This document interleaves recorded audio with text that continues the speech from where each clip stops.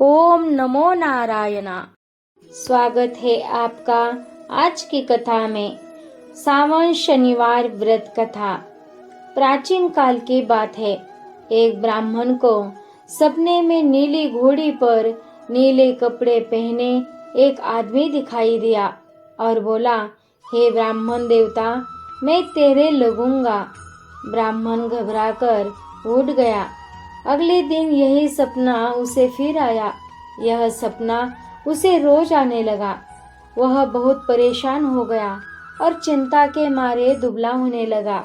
जब उसकी पत्नी ने चिंता का कारण पूछा तो उसने सपने के बारे में बताया। ब्राह्मणी बोली, वे अवश्य ही शनि महाराज होंगे। अब की बार दिखे तो कहना, लग जाओ, पर 1.15 से ज्यादा मत लगना। उस दिन सपना आने पर ब्राह्मण ने कहा, लग जाओ, पर कितने समय के लिए लगोगे? शनि जी बोले, 7.5 वर्ष का लगूंगा। ब्राह्मण ने प्रार्थना की, शनि जी, इतना भारी कष्ट मुझसे झेला नहीं जाएगा। तब शनि जी बोले, तो 5 वर्ष का लग जाऊंगा। ब्राह्मण ने फिर मना किया। शनि जी बोले, 2.5 साल का लग जाऊं। ब्राह्मण के निरंतर प्रार्थना करने पर शनि जी बोले, 1.25 का तो लगूंगा ही। इतना तो कोढ़ी कलंगी और भिखारी के भी लग जाता हूँ। ब्राह्मण तैयार हो गया और उसे 1.25 की शनि की दशा लग गई। ब्राह्मण ने ब्राह्मणी से कहा, मेरे 1.25 की शनि की दशा लग गई है।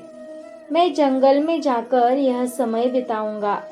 ब्राह्मण जंगल में एक पीपल के पेड़ के नीचे बैठकर हनुमान जी का पाठ करने लगा।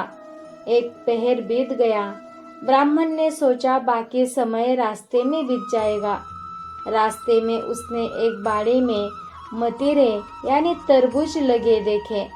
उसने माली से एक मतीरा खरीदा और पोटली में बांधकर आगे बढ़ा।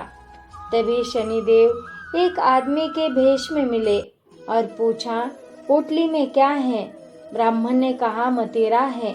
शनिदेव ने देखने का आग्रह किया।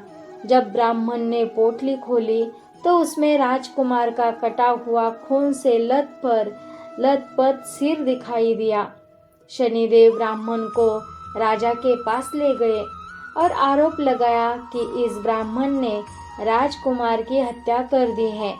राजा ने क्रोध में आकर ब्राह्मण को फांसी सूली की सजा सुना दी।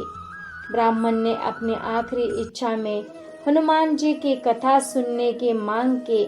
उसने सोचा किसी तरह 1.25 का समय निकालना होगा। कथा कहते कहते जैसे ही 1.25 पूरा हुआ, शनि की दशा टल गई। उसी क्षण असली राजकुमार शिकार खेलकर सकुशल लौटता हुआ दिखाई दिया। राजा चकित रह गया। उसने तुरंत ब्राह्मण को आदर सहित दरबार में बुलाया। जब दोबारा पोटली खोली गई तो उसमें से राजकुमार के सिर की जगह वही मतीरा निकला। राजा ने जब इस रहस्य के बारे में पूछा तो ब्राह्मण ने बताया, यह सब शनिदेव की दशा का प्रभाव था। राजा ने पूछा, यह दशा कैसे टलती है? ब्राह्मण बोला, यदि राजा या सेठ को शनि दशा लगे तो काला हाथी या काला घोड़ा दान करे।